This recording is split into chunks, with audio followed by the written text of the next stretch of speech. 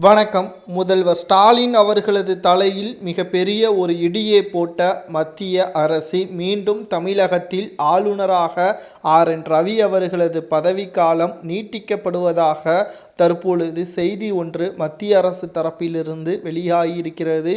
கடந்த 2 நாட்களாகவே ஜனாதிபதி முர்மு அவர்கள் விடுபட்ட ஆளுநர்களது பதவியே தற்பொழுது பூர்த்தி செய்து வருகிறார். சுமார் 20 மாநிலங்களுக்கான ஆளுநர் பதவி நியமனமும் முடிந்துவிட்டது. ஆனால் தமிழகம், கேரளா என்ற 2 மாநிலத்திற்கு மட்டும் தற்பொழுது வரை புதிய ஆளுநரோ அல்லது பழைய ஆளுநர் நீட்டிக்கப்படுவார் என்ற தகவல் வெளியிடாமல் இருக்கப்பட்ட நிலையில் தற்பொழுது தமிழக ஆளுநராக RN ரவி அவர்களது பதவிக்காலம் நீட்டிக்கப்படும் என்றும் கூடுதலாக 2 ஆண்டுகள் அவர் தொடர்ந்து பதவியில் இருப்பார் என்ற செய்தி தற்பொழுது திமுகவிற்கு மிகப்பெரிய ஒரு அதிர்ச்சியை ஏற்படுத்தியிருக்கிறது.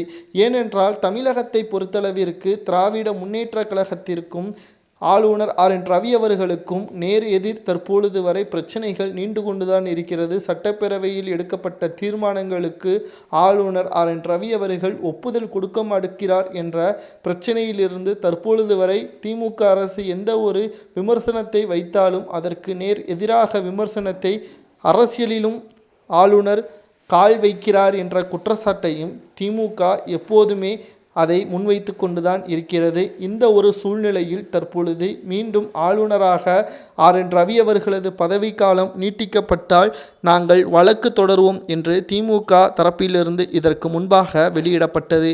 ஆனால் தற்பொழுது உறுதியாக ஆளுநராக RN ரவி அவர்கள்தான் நீடிப்பார் என்ற செய்தி வெளியாகி இருக்கக்கூடிய நிலையில் வழக்கு தொடரப்படுமா, அப்படி தொடங்கப்பட்டால் ஆளுநருக்கு சாதகமாக வருமா அல்லது திமுகவிற்கு சாதகமாக வருமா என்ற கேள்வியும் தற்பொழுது விவாதிக்கப்பட்டு வருகிறது. சரி, திமுகவிற்கு எதிராக ஆளுநர் செயல்படுகிறாரா அல்லது உண்மைக்கு ஆதரவாகத்தான் ஆளுநர் செயல்படுகிறாரா என்று பார்க்குமேயானால் குட்கா வழக்கில் இருந்து கஞ்சா, போதைப் பொருட்கள், கள்ளச்சாராயம் இதை பற்றி மசோதாக்கள் ஏன் இன்னும் அனுப்பப்படாமல் தாமதமாக்கப்படுகிறது என்ற கேள்வியே ஆளுநர் RN ரவி அவர்கள் கேட்டுக்கொண்டுதான் இருக்கிறார்.